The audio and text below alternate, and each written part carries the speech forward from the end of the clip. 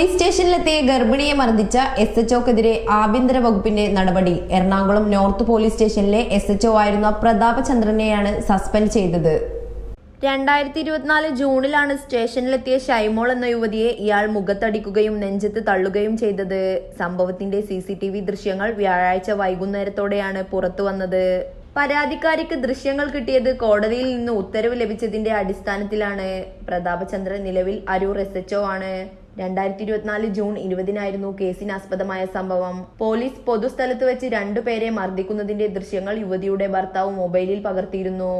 മഫ്തിയിലെത്തിയ police ദൃശ്യങ്ങൾ പകർത്തിയ ആളെ കസ്റ്റഡിയിലെടുത്ത് സ്റ്റേഷനിലേക്ക് കൊണ്ടുപോയി. ഇതന്വേഷിച്ച് സ്റ്റേഷനിലെത്തിയ യുവതിയെ CI പ്രതാപചന്ദ്രൻ മർദ്ദിക്കുകയായിരുന്നു.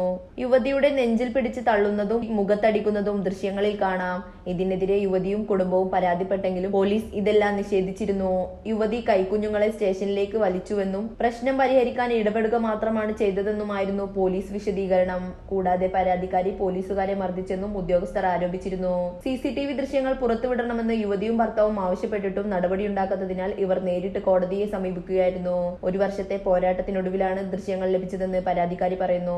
ഗർഭിണിയായിരുന്ന തന്നെ പോലീസ് കൂട്ടം ചേർന്ന് മർദ്ദിച്ചെന്നും സംഭവം മൂടിവെക്കാൻ ശ്രമിച്ചുവെന്നും യുവതി ആരോപിക്കുന്നു. News desk news 99. ഏവർക്കും ബ്രൈഡൽ ക്രാഫ്റ്റിന്റെ ക്രിസ്തുമസ് പുതുവത്സരാശംസകൾ. Bridal craft, the wedding mall, Pan Bazaar, Tirur.